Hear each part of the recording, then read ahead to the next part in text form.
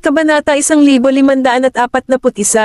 Nag-aalala lang si Rose na pagsisisihan ito ng kanyang anak sa hinaharap kung hindi niya sasamantalahin ang pagkakataon sa oras na ito. Parang may naisip siya, sabi niya, Violet, kailangan ko umuwi ng mga ilang araw, pero hindi ako komportableng iwan ka dito mag-isa. Bakit hindi ka muna manatili sa mga Clifford ng mga ilang araw? Natigilan si Violet. Maya-maya, nagtanong siya, hindi mo naman ako aabandonahin, di ba? Napatulala si Rose, ano bang pinagsasabi mo? Babalik ako kasi may iba pa akong gagawin. Ang pinsan mo ay nasa Octavia pa rin. Pwede mo na siyang hanapin kung naiinip ka na doon. Buti na lang at kilala na niya ang anak niya. Kinagat ni Violet ang kanyang mga labi at sinulyapan si Jackie. Pero hindi nararapat na manatili ako sa mga Clifford? Bukod pa rito, hindi naman sa hindi ako makakatagal sa bahay na mag-isa. Tanong ni Rose, wala ang mga maid sa weekend. Kaya mo bang magluto para sa sarili mo? Hindi nakapagsalita si Violet. Ibinoling ni Rose ang kanyang target kay Jackie at sinabing, Jackie, iiwan ko si Violet sa iyong pangangalaga ng ilang araw. Nakangiting sagot ni Jackie, huwag kang mag-alala. Aalagaan ko siya ng mabuti. Kinabukasan, umuwi na si Rose. Kinailangan ng maid na manatili sa bahay para alagaan ang sariling mga anak, kaya wala nang ibang nagawa si Violet kundi ang manatili sa mga Clifford. Sa katunayan, hindi ito ang unang pagkakataon na nanatili si Violet sa mansyon ng mga Clifford. Nanatili siya sa kanila pagkatapos niyang ikasal kay Jackie.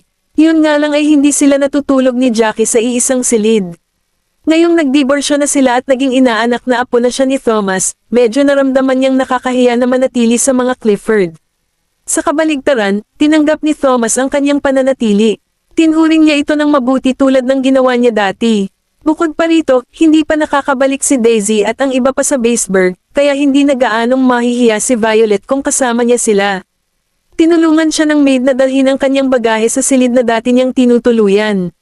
Nang sumunod si Violet sa maid papasok sa kwarto, napagtanto niya na ang silid na ito ay katulad pa rin noong umalis na siya. Ano pat lahat ng personal na gamit na iniwan niya ay nasa loob pa rin ng kwarto. Pahinga ka na lang Miss Lovegood. Lumabas na ang maid sa kwarto. Ang nagbago lang ay tinawag siya ng maid na Miss Lovegood. Sa halip na Mrs. Clifford. Lumapit si Violet sa dresser. Lahat ng cosmetics na iniwan niya ay naroon pa rin. Sa simula, ipinalagay niya na ipapatapon ni Jackie sa maid ang lahat ng kanyang mga gamit pagkatapos niyang umalis sa Clifford. Biglang lumitaw si Jackie mula sa pinto at sinabing, lahat ng gamit mo ay nandito pa rin. Natigilan si Violet. Tumalikod siya para tumingin sa kanya at sinabing, oo. Akala ko ba itatapon mo na ang mga ito? May lumipad sa kanyang mga mata nang sumagot siya, ito rin ang bahay mo. Napipi siya, at sa kanya idinagdag, total, ikaw ang inaanak na apo ng lolo ko. Natatawang sabi ni Violet, tama ka. Sana magkaayos tayo ng maayos sa ilang araw na ito, mahal kong kapatid. Sagot ni Jackie. Kapag gusto mong umiyak sa susunod, pwede kang umiyak sa yakap ko. Naglaho ang ngiti sa mukha ni Violet. Sandali lang, tama ba ang narinig ko? Umiyak sa kanyang mga bisig. Nagbibiro lang ako, tumalikod si Jackie. Tapos, hindi na niya ibinaling ang ulo, sabi niya, sana hindi ka na umiyak. Kinahapunan, inimbitahan ni Thomas si Violet para sa isang chess session.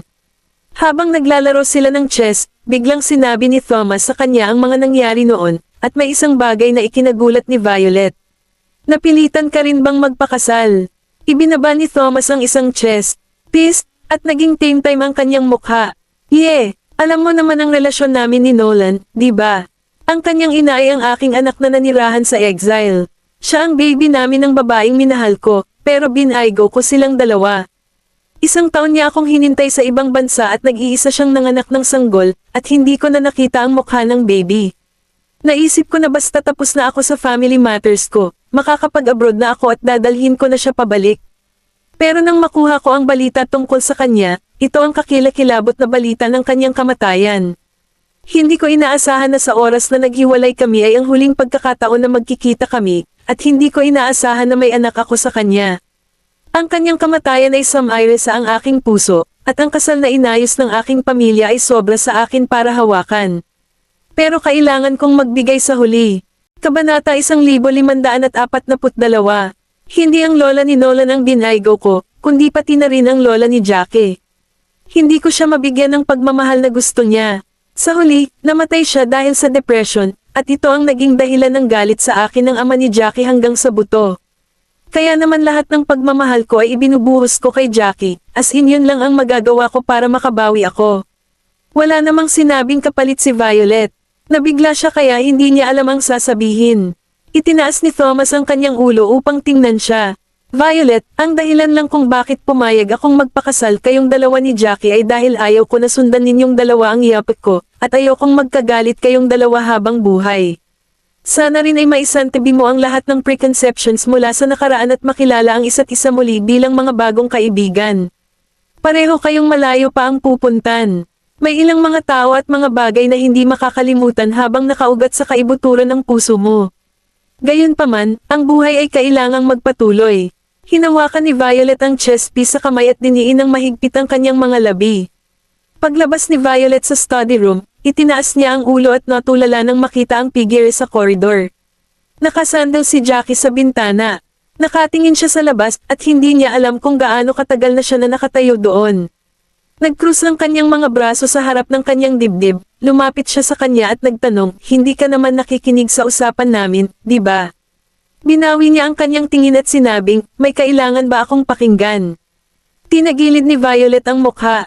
Malay natin. Medyo tiyak siya na hindi ganoong klaseng tao si Jackie na makikinig sa usapan ng iba, pero sino ba ang nakakaalam? Violet, tawag nito sa kanya. Nang nakakaramdam ng kakaiba si Violet, humakbang si Jackie para mapalapit sa kanya at sinabing, hindi ka naman pala nakakainis after all. Bahagyang natigilan si Violet at hindi makapaniwala na tiningnan siya. Ano ba ang sinabi mo? Itinutok ni Jackie ang tingin sa mukha nito at nagpatuloy. Kung hindi tayo nagpakasal, siguro gusto ko pang malaman ang tungkol sa iyo. Ayaw na niyang malaman pa ang tungkol dito dahil napilitan siyang magpakasal sa isang estranghero. Para sa mga kasal sa pagitan ng dalawang mayamang pamilya, kailangan lang nilang ipakita sa publiko na sila ay isang pares ng mapagmahal na mag-asawa. Kung kumilos siya ng maayos sa kanyang katayuan, hindi rin makakaapekto sa kanya para maging asawa niya. Gayunpaman, tumanggi siyang kumilos ng maayos sa kanyang katayuan at sinubukan ang lahat ng kanyang makakaya upang maging sanhi ng mga iskandalo na hindi maintindihan ng mga tao. Sa totoo lang, hindi niya ito inisip na kahihiyan dahil wala siyang pakialam sa kanya. Wala siyang pakialam sa kanya, hindi siya minahal, o may inaasahan sa kanya, kaya hinayaan niya itong gawin ang lahat ng gusto niya. Umaasa pa nga siya na magdulot pa si Violet ng maraming kaguluhan at sirain ang kanilang kasal. Ito rin ang gusto niya. Dahan-dahan na bumalik sa kanyang katinoan si Violet at sinabing, anong sorpresa? Hindi ko inaasahan na sasabihin mo ang mga bagay na ganyan, Mr. Clifford. Gusto mo pang malaman ang tungkol sa akin? Tinignan siya ng mabuti ni Jackie pero wala siyang sinabi. Ang tanging nakikita niya ay ang pagtanggi nito sa sarili. Kung wala ang kasal na ito, hindi man lang kami magkakakilala. Walang paraan na maglilibot ka at magtatanong tungkol sa isang babaeng may notorious reputation, di ba? Tatakbo ka lang hanggat maaari palayo sa akin. Lumapit pa si Jackie, at ang kanya ang matangkad na katawan ay nagbabadya sa kanya. Sa kasamaang palad, ang palagay na ito ay hindi na pwede. Nangyari na ang nangyari, at walang makapagpabago nito. Binuka niya ang labi at sinabing, sa tingin ko hindi pa huli ang lahat para makilala rin kita. Natigilan na naman si Violet. Nagbibiro ka lang di ba? Nope, sagot niya, mahigpit ang ekspresyon niya. Sobrang seryoso ako ngayon. Nang mapagtonto ni Violet na hindi siya nagbibiro, iniwasan niya ang tingin nito at tumingin sa ibang lugar. Kakaiba ka talaga. Oo, sagot niya. Kung ano man ang sinabi mo. Nabuhol ang dila ni Violet. Hindi niya alam kung ano ang dahilan kung bakit nagbago ang isip ni Jackie. Malinaw na kinamumuhian niya siya, ngunit ngayon ay sinabi niya na gusto niyang malaman ang higit patungkol sa kanya. Iniisip ang kanyang mga kilos at saloobin pagkatapos ng pagbabago, maaaring hinala ng babae na hindi siya si Jackie kung hindi siya magkapareho ng mukha at pagkakakilanlan. Pinagdikit ni Violet ang kanyang mga labi at mayabang na sinabing, wala kang gaanong kailangan malaman tungkol sa akin. Kabanata 1543. Banayad nang ngumiti si Jackie at sinabing, marami pa tayong oras. Natigilan sandali si Violet, kasi, bihira lang niyang makitang ngumiti si Jackie. Hindi dahil hindi siya marunong ngumiti. Kaya lang bihira lang siyang ngumiti sa harap niya. Inalis ni Violet ang lahat ng kakaibang iniisip niya. Tinhuring lang niya ito na parang gusto pa niyang malaman ang tungkol sa kanya bilang kanyang kapatid. Sige, gawin mo ang gusto mo. Hindi ko naman kasi mababago ang isip mo. Itinaas niya ang baba para salubungin ang tingin nito. Matapos ang lahat, wala akong sasabihin sa iyo kahit ano tungkol sa aking sarili. Malamig siyang nagharamp at pumunta sa kanyang silid. Tiningnan ni Jackie ang kanyang umalis na figure at nagpakawala ng tawa. Sumulyap ang ulo ni Daisy sa kanto. Nakatayo sa likod niya sina Colton at Waylan. Pareho silang namangha at walang magawa sa kanyang ugaling pakikinig sa usapan ng ibang tao. Sa sandaling iyon, kahit na si Jackie ay napansin siya. Lumapit si Jackie kay Daisy at hinaranggan ang kanyang paningin.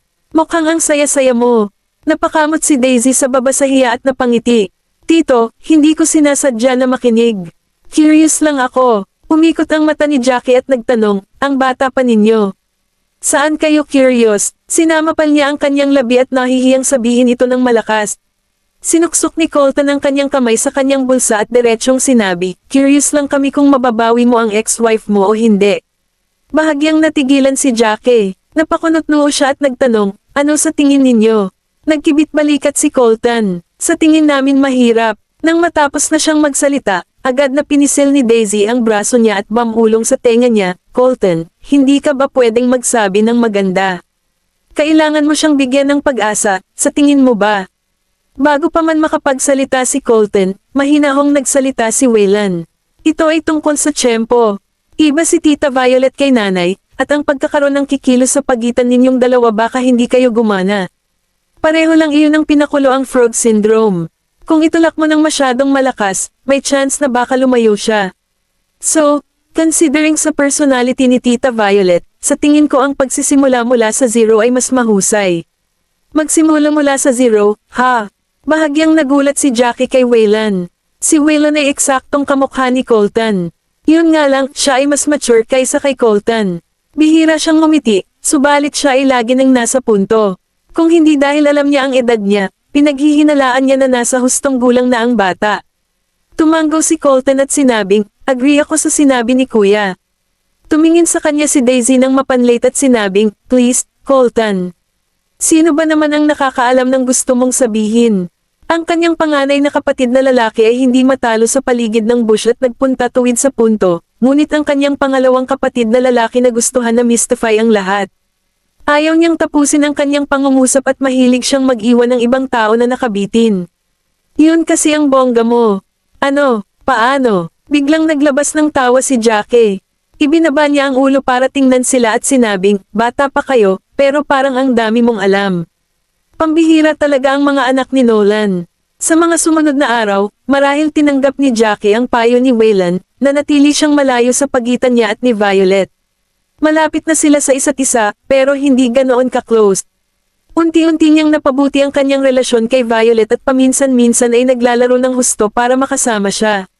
Inihayag ang resulta ng paglilitis para kay Aaron. Kinailangan niyang maglingkod ng 2 taon at 4 na buwang reprieve. Pinapanta ni Jackie sina Rose at Violet para bisitahin si Aaron. Dahil isa lang ang makakapasok at limitado ang oras ng pagbisita, si Rose ang nagbigay ng pagkakataon kay Violet. Umupo si Violet sa harap ng bintana at dinampot ang telepono. Sa kabilang bintana, ngumiti si Aaron.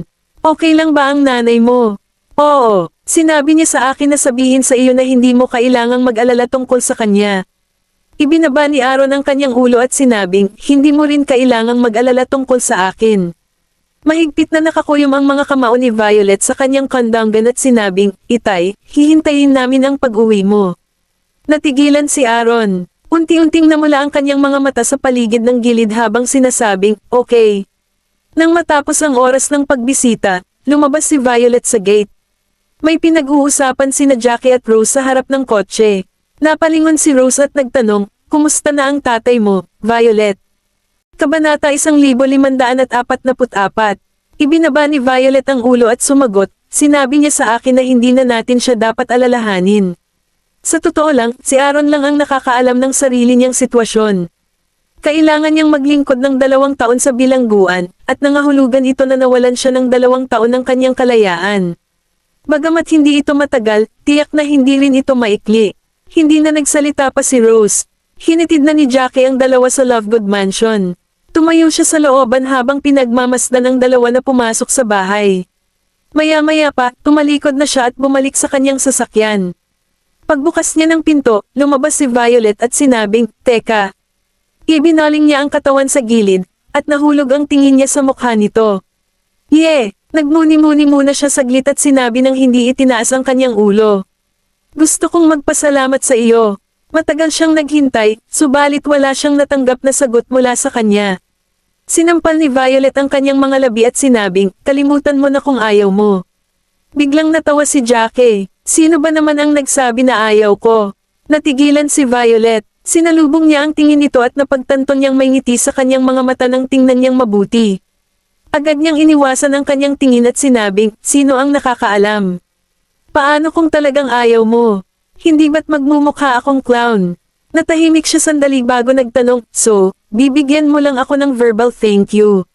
Sinasabi mo ba na dapat kitang bilhin ng pagkain?" Tumanggaw lang si Jackie. "Well, di ako tatanggi sa ganyan." Napatulala si Violet. "Pinahihirapan mo talaga ako." Natawa siya. "Bakit naman? Matapos ang lahat, hindi ba normal lang sa isang kapatid na bilhan ng pagkain ng kapatid niya?" Nagkrus si Violet sa harap ng dibdib, tinagilid ang ulo, at sinabing, Okay.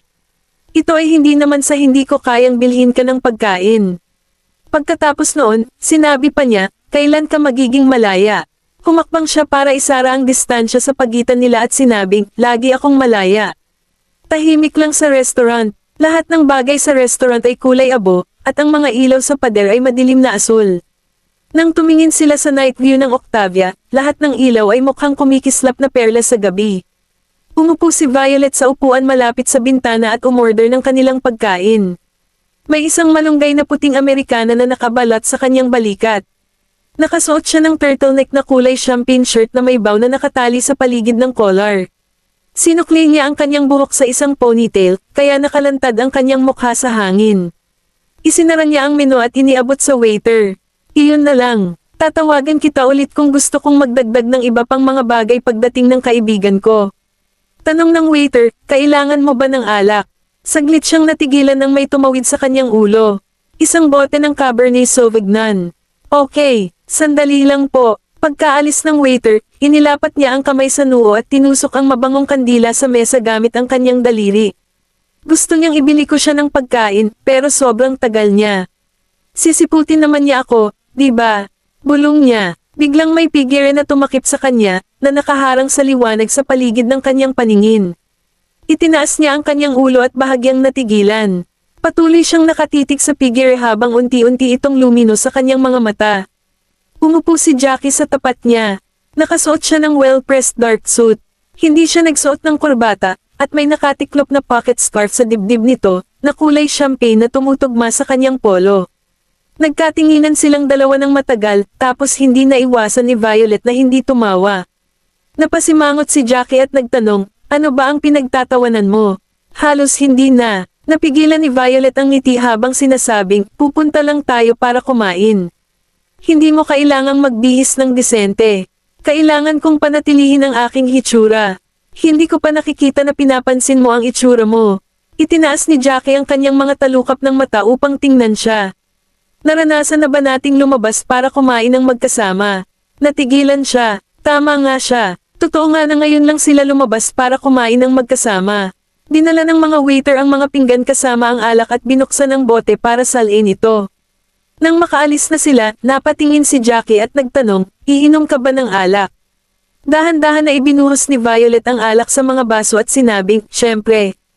Ano ang masama sa pag-inom ng ilang alak habang naghahapunan?" "Okay, kung gayon," sagot niya. "Okay lang sa akin ang kahit ano basta ayos lang sa iyo." Itinaas ni Violet ang baso niya at sinabing, "Syempre, okay lang sa akin. Gusto ko lang malaman kung gaano kakakayanin ng alak mo, mahal kong kapatid." Kabanata 1545. Pumikit si Jackie. Itinaas niya ang kanyang baso at nakapikit kay Violet. "Pinapalasing mo ba ako bago pa man tayo magsimulang kumain ng kahit ano?" Matapos humigop, sinabi niya, "May driver ka na pauwiin ka. Takot ka pa rin bang lasing?" Tinignan niya ito sa salamin at nagpatuloy. "Lasingin mo ako, Tapos itatapon mo ako sa kalye para makarating ako sa headlines bukas. Hindi nakapagsalita si Violet. Hindi iyon ang nasa isip niya, ngunit ang pagnanais na lasing siya at gumawa ng isang loko sa kanya ang totoo. Itinakbo ni Jackie ang dulo ng daliri sa gilid ng salamin at itinaas ang kanyang mga talukap ng mata. Mukhang tama ang hula ko. Ibinaba ni Violet ang baso at sinabing, hindi ako pupunta sa ganoong kalayo. Napatawa siya at mahinahong sinabi, kung gayon tingnan natin kung maaari mo akong lasangin o hindi, mahal kong ate. Nadama niyang nahaman siya. Sige, tingnan natin. Lumalalim na ang gabi, at ang liwanag ng neon ay nagkukumahog na nagniningning sa mga walang laman na kalye. Dahan-daang dumaan sa sangandaan ng isang maliit na itim na kotse. Half-lasing na si Violet. Napalingon siya para tingnan si Jackie na nakasandal sa likod ng upuan nang hindi gumagalaw at lumapit sa kanya. Hinaplos niya ang pisngi nito at sinabing, Mr. Clifford.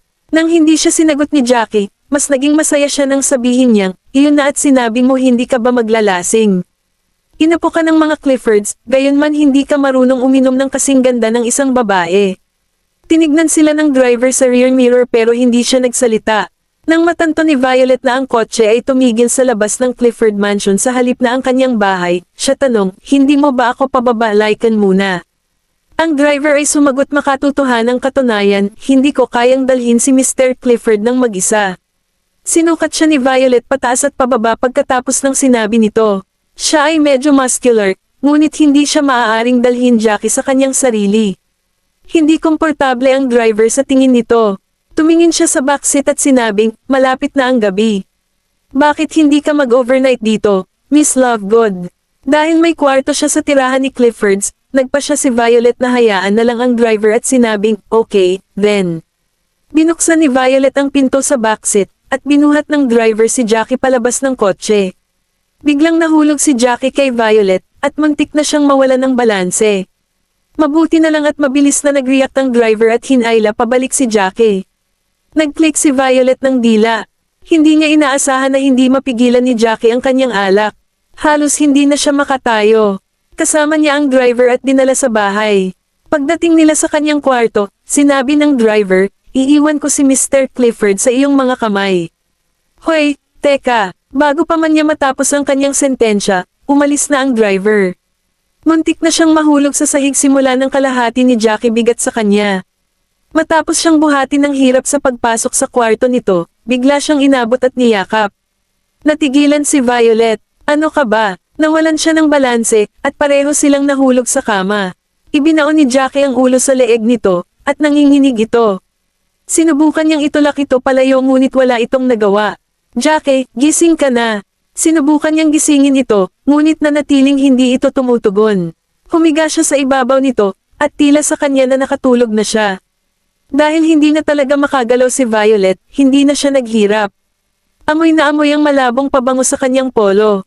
Matapos pakasalan si Jackie, napansin niya na hindi ito mahilig magsuot ng pabango tulad ng ibang mayayaman. Sa halip, ang kanyang katawan ay nagmumula sa isang malabong amoy na nagmula sa detergent ng paglalaba o mula. Sa hugas ng katawan, medyo katulad siya ni Jacob sa aspetong ito. Hindi kailanman gumamit ng anumang pabango si Jacob. Biglang nag-snap si Violet sa sarili niya pabalik sa realidad at sinubukang itulak palayo si Jackie sa pamamagitan ng paglagay ng kanyang mga kamay sa ang kanyang mga balikat. Ang bigat mo naman, bilasan mo na at bumaba ka na sa akin. Kailangan niya ng matinding effort para mailayo ito sa kanya. Nang maupo na lang ito, hinayla na naman siya nito sa kanyang mga braso, nagulat siya. Jackie, ano? Ang ingay mo naman. Nakasimangot si Jackie pero hindi niya binuksan ang kanyang mga mata. Mabigat ang kanyang paghinga, at namumula ang kanyang mga pisngi dahil sa alak.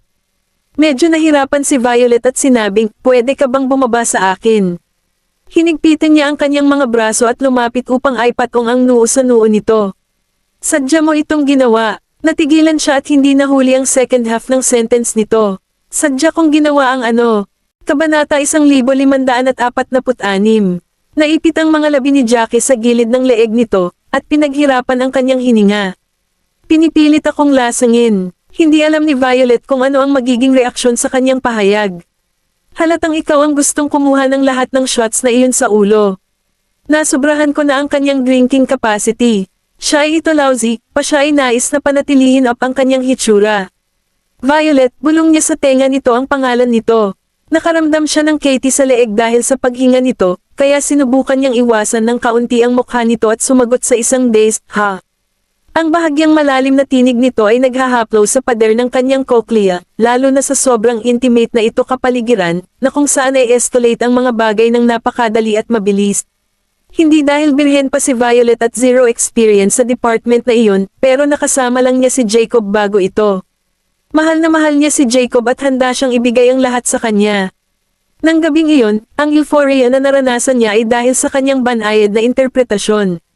Hindi niya makakalimutan hindi lamang dahil namatay ito sa edad na pinakamamahal niya ito kundi pati na rin dahil sa lahat ng malalalim na alaala na dinala niya sa kanya.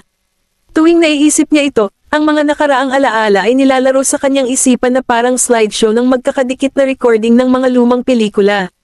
Ang bakas ng kanyang pag-aral at bawat eksena na kanyang kinaroroonan ay parang epitome ng kanyang buhay, na napaka-intense sa kanya. Mula nang mamatay si Jacob, hindi ko na naisip ang ibang lalaki dahil mas mababa sila sa kanya. Kahit sa panahon ng sa 3 taon na pagsasama namin ni Jackie, ngayon lang ako naging ganito ka-intimate sa kanya. Galit siya sa akin, at ako ay di man lang naisip yon. Pero ngayon, na-breach through ko na at nakamit ko na ang bagong height sa relasyon namin sa kanya. Ito ay isang matalik na pakikipagtagpo tulad ng hindi kailanman bago. At lasing na siya. Ang isang lasing na lalaki ay mas malamang na mawalan ng kontrol at gumawa ng mga walang katuturang bagay. Lalo na kapag ang kabilang partido ay siya, ang aking dating asawa na dati ay umiiwas sa akin na parang ako ay isang parasito o mas malala pa, demonyo. Kung mag-escalate ang mga bagay-bagay sa pagitan namin, baka isipin niya na may niluluto akong scheme. Pinakalma ni Violet ang sarili at itinulak siya palayo sa katawan nito. Jackie, bakit hindi ka muna bumangon? Bahagya niyang binitawan ang kanyang mga braso at niyakap siya sa kanyang mga bisig. Sakit ng ulo, bulong ni Violet, kailangan mo man lang akong pabayaan. Bulong niya, lamig na ako. Hindi na gumalaw si Violet dahil talagang malamig at nanginginig siya. Tumayo siya sa lugar at hinayaan siyang kumapit sa kanya. Maya-maya pa, tumigil siya sa paggalaw, at tuluyan ng narelax ni Violet ang matigas na katawan nito. Bukod pa rito, antok na antok siya kaya wala na siyang lakas sa pag-iisip na manatiling gising. Lumaban siya laban sa kanyang antok ngunit nagpaubaya at nakatulog sa paligid ng ikalawang kalahati ng gabi. Nang makatulog na siya, dahan-dahan na binuka ni Jackie ang kanyang mga mata at napatingin sa taong nasa harapan niya. Siya ay talagang lasing, pero ang pagiging ganito lasing ay kasinungalingan lang. Nagpanggap lamang siyang tulog dahil malinaw na binabantayan niya ang sarili laban sa kanya. Marahan niyang hinaplos ang pisngi nito gamit ang kanyang mga daliri. Siya ay tunay na isang malinis na babae. Kung hindi niya ako nilabanan ngayon lang at sinamantala niya para matuloy ito sa ako, baka matarik na bumaba ang interest ko sa kanya. Kung papayag siya sa sarili niya, tiyak na magagawa niyang ituring ang lahat ng iba pang mga lalaki na lumalapit sa kanya. Bilang isang pansamantalang pagkagambala sa kanyang kalungkutan. Pero ang gusto ko ay ang genuine feelings niya. Kinaumagahan, nagmulat ng mata si Violet, nagising, nakita ang lalaking nakahiga sa tabi niya, at umupo bigla. Naging walang bahala ako, ganito talaga ako nakatulog kagabi. Tahimik na bumangon si Violet sa kama, balak madulas malayo bago siya magising. Kinuha niya ang kanyang bag, biglang may naisip, at lumingon upang tingnan si Jackie, na tahimik na tutulog. Nag-roll siya ng mata, inilabas ang lipstick sa bag niya, lumapit sa gilid ng kama, at maingat na inilapat ang lipstick sa kanyang mukha. Sa kabilang dingding, inabot ni Nolan ang kamay at tinakpan ang tenga ni Daisy. Wala ka namang narinig, ngayon bumaba ka na para mag-almusal. Umusnor, tumalikod si Daisy, at naglakad pababa habang lumiliko para lumingon sa pinto ng kwarto paulit-ulit. Halatang may narinig siya. Sumulyap si Nolan sa kwarto ni Jackie pero hindi siya nagtagal at sinundan niya agad si Daisy pababa. Sa loob ng silid, tinakpan ni Violet ang kanyang bibig habang ang mga butil ng pawis ay gumugulong sa kanyang gulugad. Nakatulog na siya sa seri room with Jackie kagabi. Paano niya dapat ipaliwanag ito kung ang ginawa nila ay dapat ilantad? Kumalma si Jackie, binitawan ang kanya, tumayo, at naglakad patungo sa banyo ng walang salita. Kabanata 1547. Hindi nagtagal, narinig ni Violet ang tunog ng rumaragasang tubig na nagmumula sa banyo, at lumitaw ang isang malabo na figure sa nagyelo na baso. Ang proseso ng paghubad niya ng damit at pagligo ay nasa bingit na ng pagiging ganap nakikita. Siya ay tuwid up hindi pagpansin ang aking presensya. Umiwas ng tingin si Violet sa hiya, mabilis na inayos ang kanyang damit, at lumapit sa pinto dala ang kanyang handbag. Nang makitang walang tao sa koridor sa bitik ng pinto, lumabas siya ng kwarto. Dumating siya sa baba at tumakbo papasok kina Nolan, Maisie, at Daisy na pawang nag-aalmusal sa sala. Napagtanto agad ni Daisy, si Ate Violet pala. Magkasama pala sina Ate Violet at Tito Jackie kagabi, kaya parang wala kailangan para sa akin upang subukan upang gumawa ng isang tugma sa labas ng mga ito ngayon. Nilinaw ni Maisie ang kanyang lalamunan at tiningnan si Violet. Gusto mo bang magkasama tayo sa almusal? Hindi na kailangan ng ganyan. Sa bahay na lang ako kakain. Nahiya si Violet na mag-almusal at nagmamadali siyang tumakas sa mansyon. Inihain ni Nolan kay Maisie ang ilang putahe at sinabi kay Daisy, aalis kami ngayon patungong Baseburg. Namangha si Daisy, sa lalong madaling panahon. Napatawa siya, ano bang masama doon, na adik ka na ba sa bakasyon? Nagpout si Daisy at walang sinabi. Sa katunayan, ang buhay ay medyo masaya sa panahon ng kanyang pananatili sa Octavia bilang siyagat upang i-play sa kanyang tiyahin. Kung ayaw mo nang bumalik, pwede ka na lang sa lolo mo hanggang sa muling magbukas ang school. Pwede ba? Tanong nito. Magaan ang sagot ni Nolan, dito na lang sa tabi mo ang mga kapatid mo. Ayaw niyang guluhin ng mga anak ang romantic serenity na maaari niyang makasama ang kanyang asawa. Pag-uwi ni Violet, nagluluto ng dessert si Rose sa kusina at tinanong siya kung saan siya nagpunta kagabi. Sinabi niya ang totoo na nagdamag siya sa Clifford's. Nakita ni Rose ang mga marka sa leeg nito at natawa siya. Kasama mo ba si Jackie? Agad naman niyang itinanggi ito. Hindi. Sa katunayan, medyo na-guilty siya. Kasi nga, talagang nakasama niya si Jackie sa buong gabi. Pero aksidente lang iyon. Ibinaba ni Rose ang tingin at naglabas ng ngiti. Violet, si Jackie talaga ay medyo isang Pinoy na tao. Nagulat siya. Bakit mo naman sinasabi sa akin yon?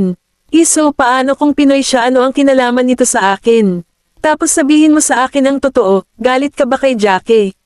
Itinaas ni Rose ang ulo at nakipagpalitan ng tingin sa kanya. Saglit na pinangangambahan ni Violet ang kanyang mga labi. Hindi ko masasabi na galit ako sa kanya. Di naman sa galit ako kay Jackie, bagamat halos sinasadya ang ugali ko sa kanya pagkatapos ng kasal namin, ako ay sadyang iniinis siya, umaasa lang na itataboy niya ako. Napatunayan din na lumaki nga ang galit at pagkasuklam ni Jackie sa akin. Tunay ngang kinamumuhian niya ako ngunit hindi itaboy mo ako. Kahit anong gawin ko para pilitin siya, hindi siya nababahala at binaliwala lang ako sa huli. Sasabihin ko na siya ay isang mapagkunwari na tao dahil halatang kinamumuhian niya ako, ngunit siya pa rin ang nagbigay ng off ang imahe ng mabuting asawa at manugang sa harap ni Elder Master Clifford o ng mga magulang ko, ngiti ni Rose. Tanggap ko na yan bilang hindi. Nagkrus ang mga braso ni Violet. Ma, nagkahiwalay na kami, at ako na ang Diyos niya ngayon, kaya huwag mo nang i-overthink. Ngumiti ulit si Rose, hindi kayong dalawa magkakaugnay sa dugo. Ang pagkakaroon ng diborsyo ay hindi nangangahulugan na hindi ka maaaring magpakasal muli. Violet ay natigilan ng ilang segundo. Ma, anong nonsense ang sinasabi mo, aakyat na ako. Pagkatapos ay tumalikod siya at umalis. Tinitigan ni Rose ang figure na paakyat at nagbigay ng mahinang buntong hininga. Hindi pa rin niya kayang bitawan si Jacob pagkatapos ng lahat ng nangyari. Bumalik si Violet sa kanyang silid, nilock ang pinto sa likod niya, sumandal sa pinto, at ibinaba siya titig. Labis na nag-alala ang kanyang mga iniisip. Mag-aasawa na ba ulit ako kay Jackie? Hindi ko pa naiisip yon. Noon pa man ay naisip ko na imposible ang mga bagay sa pagitan natin. Pagkatapos ay lumapit siya sa dresser, binuksan ang drawer, kumuha ng litrato, at marahang hinaplos ang pisngi ng lalaking nasa photo gamit ang mga daliri nito. Matapos itong tingnan sandali, muli niyang inimbak ang larawan at isinara ang drawer. Kabanata 1548. Makalipas ang isang linggo, una nang bumalik sa Baseburg sina Nolan at Maisie, habang nanatili sina Waylon at Colton pabalik sa Octavia upang samahan ang kanilang kapatid na babae, sabay-sabay na ginugugol ang winter break. Nagdala si Daisy ng maliit na cake sa gallery para hanapin si Violet, lumapit siya sa pinto ng studio at nakita si Violet na nakaupo sa harap ng drawing board, nagdodrawing ng portrait gamit ang lapis. Siya tiptoed sa gallery, tumayo sa likod niya, at tiningnan ang bawat isa sa mga balangkas na iginuhit sa canvas, na bumubuo ng isang simpleng draft ng taong pinaghuhugutan niya. At habang patuloy siya, naging mas malinaw ang mga balangkas ng tao. Natawa ng malakas si Daisy. Ate Violet, ikaw ba ang nagdodrawing kay Tito Jackie? Umiling ang kamay ni Violet, at muli niyang tiningnan si Daisy at nagulat siya sa kanya. Sino ba ang nagsabi sa iyo na ako ang nagpipinta sa Tito Jackie mo? Kumilat si Daisy, pero medyo kamukha niya ito. Nonsense, hindi ko siya hinuhugot. Lumipat ulit ang tingin ni Violet sa drawing canvas, pero naglaho ang kamay nito na nakahawak sa lapis. Sabi nga ni Daisy, ang balangkas ng taong iginuhit niya ay kahawig ng kay Jackie. Bakit nangyayari ito? Malinaw na hindi ako ang nagdodrawing kay Jackie, naimpluwensyahan ako ni Daisy. Kaya nga ito kamukha niya. Kinuha niya ang lapis, binago ang mga balangkas, at hindi niya maiwasang magmumok, hindi dapat ganito ang hitsura kanya na, di ba? Umupo si Daisy sa gilid, suportado ang ulo sa kanyang mga palad, at ngumiti. Tita Violet, ganoon ba kalaki ang mismo kay Tito Jackie? Napapikit si Violet sa sarili niyang sinabi, ibinaba ang lapis, at tumigil sa pagguhit. Bakit ko naman gagawin? Paano ko nga ba naiisip si Jackie? Wala akong kinalaman sa kanya. Bukod pa rito, isang linggo na rin siyang hindi nagpapakita matapos ang insidente na iyon, kaya malamang ay pinagsisisihan din niya ito. Salamat po God, hindi namin nakuha nung isang gabi. Kung hindi, mas awkward pa ngayon. Sinuportahan ni Daisy ang kanyang baba. In my dad's words, napakalaki ba ng papel ng duplicity mo kapag itinatanggi mo yan? Daisy, ikaw brat, napakabait ko sa iyo at ang nakukuha kong kapalit ay pinagtatawanan mo ako. She actually said I'm being duplicitous to myself. Tiyak na sadyang ginagawa ito ng batang ito. Daisy, iniabot sa kanya ang maliit na cake na hawak niya. Kunin mo na ito. Pinakiusapan ako ni Tito Jackie na dalhin ko ito sa iyo. Nagulat siya. Hiniling niya sa iyo na dalhin ito sa akin. Tumanggaw lang si Daisy. Kinuha ni Violet ang maliit na cake sa kanya. Makikita na ang top layer ng cake ay natabunan sa chocolate matcha. Binuksan niya ang kahon at kumagat. Nakangiting tanong ni Daisy, masarap ba? Tumanggaw lang si Violet. Okay lang naman. Ngumiti siya at kiniliti. Actually, ako ang bumili. Hindi nakapagsalita si Violet. Masayang napatawa si Daisy. Tita Violet, mukhang inaabangan mo na ang expression mo kanina. Inilapag ni Violet ang cake sa mesa at tumayo. Okay, hindi ko na ito tapusin, Galit na galit siyang lumapit sa pinto, binalingan ang kanyang ulo, at niyakap ng mahigpit. Iniunat ng kabilang grupo ang kanyang kamay at ibinalot ito sa baywang nito subconsciously. Pinalaki niya ang kanyang ulo at natulala sa unang bagay na napatingin sa kanya. Sinulyapan ni Jackie ang cake na nasa mesa. Hindi ka ba mahilig sa desserts? Bago pa man makareact si Violet ay nagpalabas na ng isang mischievous chuckle si Daisy. Ikaw ang bumili, kaya imposibleng hindi magustuhan ni Tita Violet, natatawang sabi ni Jackie. O talaga, pinisil-pisil ni Daisy ang pinto at nakangiti na sinabi. Tito Jackie, since natapos ko na ang mission ko, mag-leave muna ako. Mabilis siyang tumakbo. May natuklasan si Violet at itinulak siya palayo. Ang bata ninyong dalawa. Masaya ba ang paghila mo ng prank sa akin? Kailan pa ba kami humihila ng prank sa iyo? Nakatiklop ni Jackie ang kanyang Amerikana at nakatuon ang tingin sa mukha nito. Sinabi sa akin ni Daisy na mahilig sa dessert ang mga babae, kaya pinakiusapan ko siyang magdala ng cake para sa iyo. Daisy, ito quirky maliit na batang babae, ay tunay na anli panlalait sa kanya, ngunit nang walang kanyang panlalait, paano ko gel sa saksihan ang kanyang panic hitsura? Iniwas ni Violet ang mukha. Sinabi niya sa akin na siya ang bumili. Kaya nga kinain ko to. O talaga, nag-smirk siya. Pero narinig ko lahat. Kabanata 1549. Napapikit si Violet sa sinabi nito at sinalubong ang tingin nito. Ano ba ang narinig mo? Nilapitan siya ni Jackie at unti-unting lumiit ang distansya sa pagitan nila. Dahil sa anino sa dingding ay parang magkadikit sila. Narinig ko na sinabi ni Daisy na ako ang ginuguhit mo. She denied it. Hindi ko ginawa. Bahagya siyang nag-squint at hindi nagsalita kahit isang salita. Napalingon si Violet. Balik na ako sa trabaho. Aalis na sana siya, pero hinawakan siya ni Jackie sa braso nito, at nahuli siya ng off guard at nahulog sa ang kanyang mga braso. Pinindot siya ni Jackie sa pader, ibinaba ang ulo, at ilang pulgada lang ang layo ng labi nito sa kanya templo.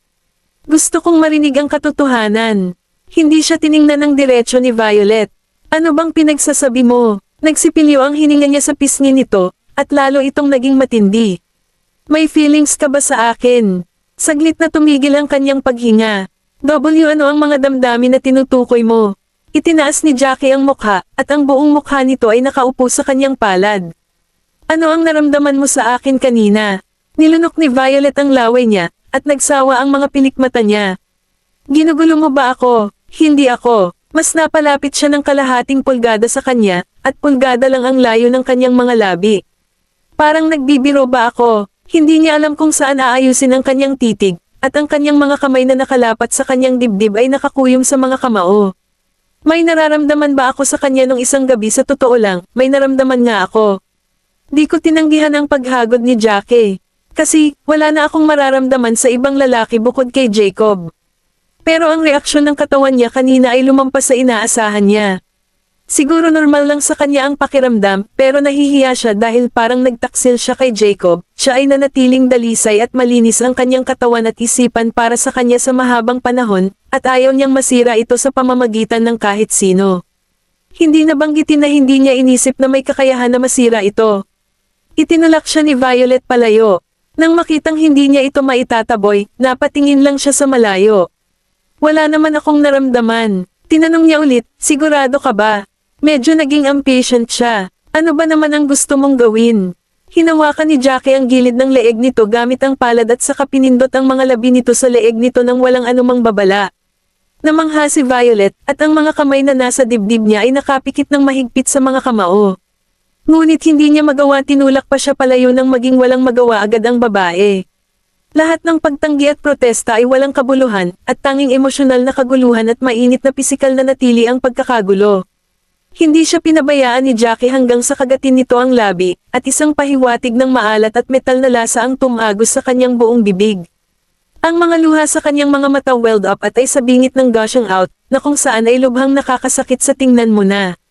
Marahang pinunasan ni Jackie ang sulok ng kanyang mga mata gamit ang mga dulo ng kanyang mga daliri at nakasimangot. Napa-aggrave ka ba sa halik ko? Umiyak si Violet at binugbog siya. Paano ba naman hindi ako makaramdam ng aggrieved? Naaalala mo pa ba ang relasyon natin ngayon? Sino ang nagbigay? Ikaw ang karapatang halikan ako. Ikaw ay bastard. Dapat kang pumunta sa isang psychiatrist kung ikaw ay may sakit sa isip. Bakit gagawin kasangkot mo ako dito? Kasi ikaw lang ang taong gusto kong makialam. Nalungkot siya. Pinindot ni Jackie ang kamay sa kaliwang dibdib nito. Violet Lovegood, gusto kitang liligawan. Nabigla si Violet. Ano ba ang sinabi mo lang gusto mo akong ligawan? Oo, nga, mahinahon niyang idinagdag, at patay na seryoso ako. Ramdam niya ang bawat tibok ng puso sa pamamagitan ng kanyang palad, napakainit at kilalang kilala nito. Ngunit ginawa rin nito ang kanyang back off. Inilabas ni Violet ang kamay niya at ibinaba ang tingin. Hindi ka dapat maging matino. Ikinulong siya ni Jackie sa kanyang mga bisig, lumapit sa kanya, at binalot siya sa kanyang mga bisig. Napaka-sober ko. Nagsipilyo ang hininga niya sa buhok nito. Violet, pwede ba tayong magsimula ng lahat? Maaaring hindi tayo nagsimula bago ito, ngunit maaari nating palaging i-restart sa simula pa lang. Jackie, huminga siya ng malalim. Hindi mo na kailangang sayangin ang oras mo sa akin. Mahinahon niyang sagot, alam ko. Itinaas niya ang pisngi nito gamit ang kanyang palad. Hindi ko naman hinihiling na kunin ang sulok niya sa puso mo. Ang kailangan mo lang gawin ay subukang tanggapin ako. Hindi niya binalak na makapasok sa puso nito sa isang pagkakataon, ngunit gagawin niya ang hakbang-hakbang na iyon. Kabanata 1550. Sa oras lang naman. Confident ako na mababago ko ang isip niya. Nagulat si Violet. Nawalan ka na ba ng isipan? Ngumiti naman si Jackie. Pwede mo itong tanggapin bilang oo. Nawala sa paningin niya si Violet. Pero paano kung patuloy kitang itakwil? Gusto mo bang tumaya? Ano ba ang gusto mong pastahan? Malalim ang boses ni Jackie na lumapit sa kanya. Bet ko na ma-inlove ka sa akin. Biglang tumawa ng malakas si Violet at tumingin sa kanya. Ganon ka ba ka-confident? Pumikit siya. Gusto mo bang tumaya dito? Marahang itinulak siya ni Violet palayo. Hindi, boring ito. Natawa ito ng malakas at muling niyakap ito. Natatakot ka ba? Ibinaba niya ang ulo at napatingin sa sapatos niya. Wala lang itong katuturan. Pinisil-pisil ni Jackie ang palad niya. Gusto niyang bawiin ang kamay niya, pero mas mahigpit pa ang pagkakapit nito. Natatakot kang umibig sa akin. Hindi tumangala si Violet, pero naririnig niya ang paghinga nito, napakalapit na nito na nagsisipilyo sa kanya noo. Nakaramdam ito ng init at makati, at ang kanyang tinig ay parang hindi makagalaw. Hindi ako natatakot, o talaga. Naglabas siya ng isang malabong chuckle, at nagsipilyo ang kanyang mga labi sa sulok ng mata nito. Natatakot ka lang na mahulog ka sa akin, natatakot ka na baka hindi mo mabante ang puso mo laban sa akin. Siya nag-aalala, sinabi ko lang sa inyo na hindi. Tinakpan ni Jackie ang kanyang bibig ng isa pang halik, at ito ay naramdaman na mas nababalisa kaysa sa huli. Naputol ang nakapikit na labi ni Violet nang lalong tumindi ang halik nito. Parang nag-aalab na pagmamahal na natagpuan ang daan sa kanyang puso at sinira ang lahat ng kanyang mga depensa. Maya-maya pa, dahan-dahan niyang hinugot ang kanyang mga labi sa mga labi nito at hinagod ang maselang labi nito gamit ang kanyang mga dulo ng daliri. Sigurado ako sa kinalabasan na iyon. Bumalik sa katinoan si Violet at itinulak siya palabas ng kwarto. Ikaw, ang ginawa mo lang ay walang iba kundi mangisda sa magulong tubig. Natawa siya at wala siyang sinabi. Mabilis na bumalik si Violet sa studio at isinara ang pinto, inihiwalay siya. Hindi nagalit si Jackie, hindi siya nagmamadali at marami siyang oras. Samaan daw si Daisy sa harap ng kotse at naghintay. Nang makita si Jackie na naglalakad palabas ng gallery, lumapit ito at nagtanong, Tito Jackie, si Tita Violet ba magalit ka na? Kakagawa lang niya ng bongga sa tita niya.